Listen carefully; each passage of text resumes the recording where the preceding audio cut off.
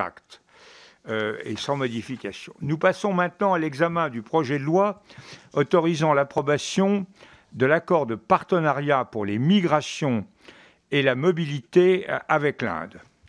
Alors, au regard de l'importance et du dynamisme de l'Inde et de la France dans les échanges de tous ordres, économiques, universitaires, culturels, internationaux, au regard aussi du poids démographique de l'Inde, de l'effectif des étudiants aussi bien en France qu'en Inde, on est très frappé par la faiblesse des échanges humains et des effectifs d'expatriés entre nos deux pays. Alors que les liens politiques et stratégiques entre la France et l'Inde sont forts, les échanges entre nos populations paraissent en retrait. Alors, Madame Lacrafi souligne à juste titre dans son rapport que les migrations économiques et scientifiques ne sont pas à la hauteur des potentiels de nos deux pays. On a donc l'accord de partenariat qui a été signé le 10 mars 2018, qui vise à corriger cette lacune. Il facilite, le rapporteur va nous le dire, l'obtention des visas et des titres de séjour et l'envoi de volontaires internationaux.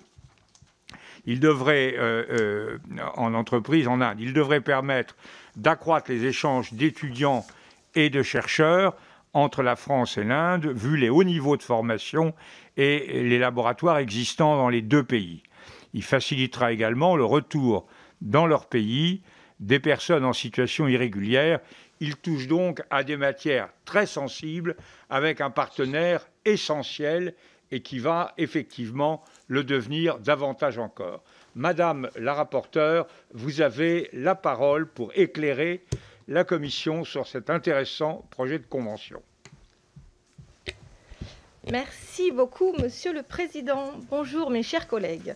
J'ai reçu pour mission de vous présenter l'accord de partenariat pour les migrations et la mobilité conclu entre la France et l'Inde. Notre commission en est saisie pour l'approbation. L'Assemblée nationale a été saisie en premier. Négocié depuis 2009, cet accord a été signé le 10 mars 2018 à New Delhi par notre ministre de l'Europe et des Affaires étrangères, M. Jean-Yves Le Drian, et la ministre indienne des Affaires extérieures, Mme Sushma Swaraj. Les négociations ont été très longues, près de 10 ans. Elles ont abouti à un accord ambitieux. Cet accord poursuit en effet deux objectifs complémentaires. Faciliter la circulation de talents entre les deux pays, renforçant la mobilité des étudiants, des universitaires et des chercheurs, ainsi que celle des professionnels, de prévenir l'immigration irrégulière et lutter contre l'exploitation et le trafic d'êtres humains.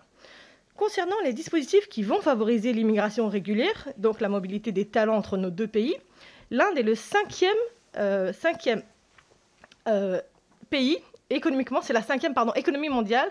Elle excelle dans de nombreux domaines, dont celle des nouvelles technologies. L'Inde est également le deuxième pays le plus peuplé du monde, avec 1,36 milliard d'habitants, dont 50% ont moins de 25 ans.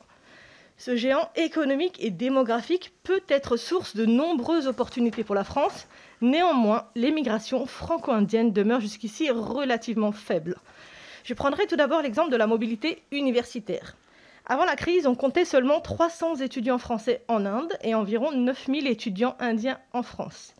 La France n'est ainsi placée qu'au 10e rang pour l'accueil des étudiants indiens, très loin derrière les pays anglo-saxons. Ils sont 165 000 aux États-Unis, 45 000 en Australie ou encore 19 000 au Royaume-Uni. Il ne s'agit pas que d'une question linguistique, c'est une question que j'ai posée, car la France se place aussi derrière l'Allemagne, qui accueille 13 000 étudiants indiens. On pourrait aussi comparer ce chiffre avec les 35 000 étudiants chinois accueillis en France.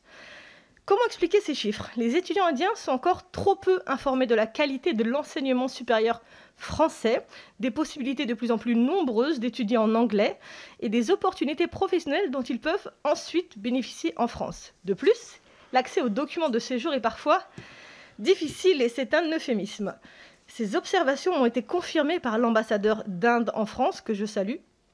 Par ailleurs, les établissements d'enseignement supérieur français ne songent pas systématiquement à inclure l'Inde dans leur stratégie d'attractivité des étudiants étrangers.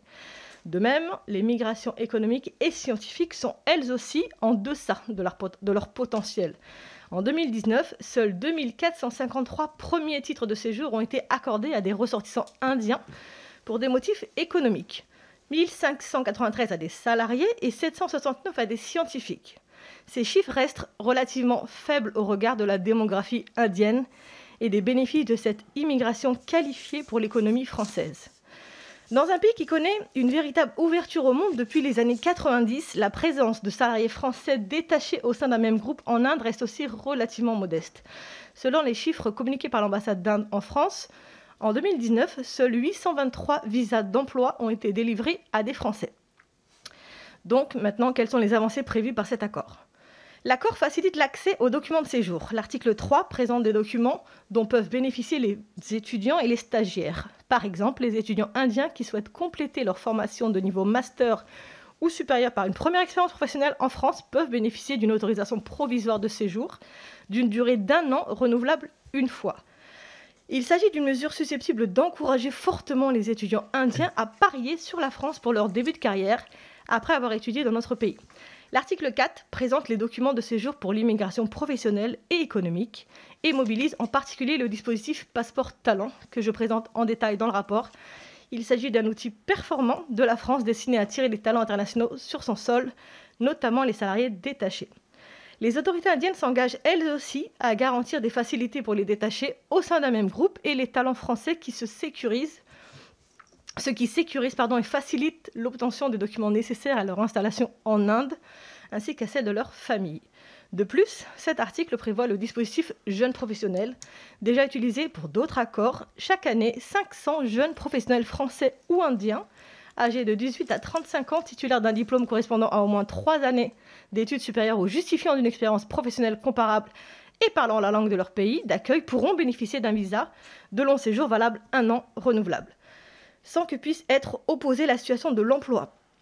En contrepartie, le nombre de places offertes aux volontaires internationaux en entreprise, les VIE, français en Inde, a également été augmenté. Ils peuvent désormais être chaque année 250, contrairement à une centaine.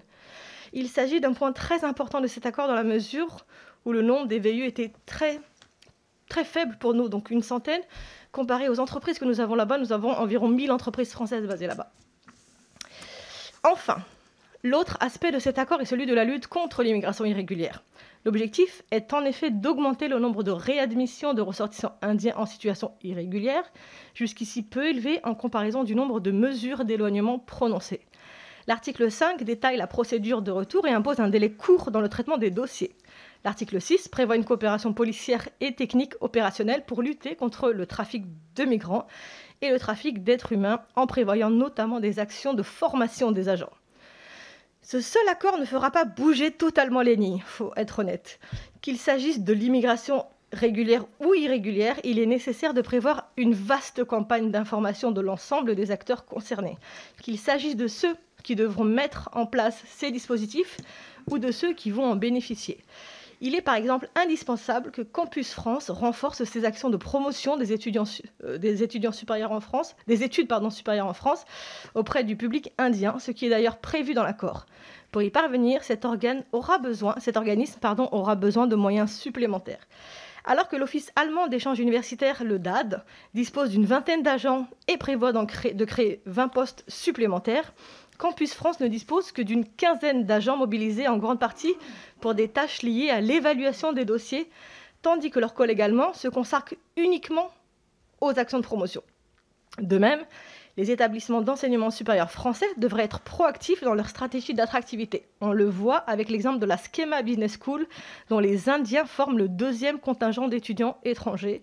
Ce résultat est obtenu grâce à des campagnes de recrutement adéquates, à la conclusion d'accords avec des établissements partenaires ou au développement de programmes en anglais et à la présence en Inde de représentants de l'école. Si les actions de terrain sont réalisées, il ne fait aucun doute que l'accord sera un succès et nous permettra d'atteindre l'objectif de 20 000 étudiants indiens en France en 2025. Dans le domaine économique aussi, il conviendra de mieux communiquer sur les opportunités permises par cet accord.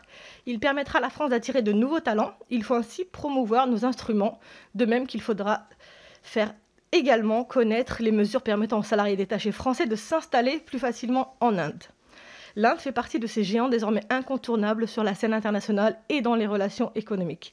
Étant moi-même particulièrement intéressée par le secteur du numérique et des nouvelles technologies, que je considère essentiel pour notre croissance économique, je connais la grande force de l'Inde dans ce domaine, qu'il s'agisse de sa recherche ou de la qualité de ses ingénieurs. Les acteurs de la Silicon Valley ne s'y sont pas trompés en recrutant massivement des étudiants et professionnels indiens.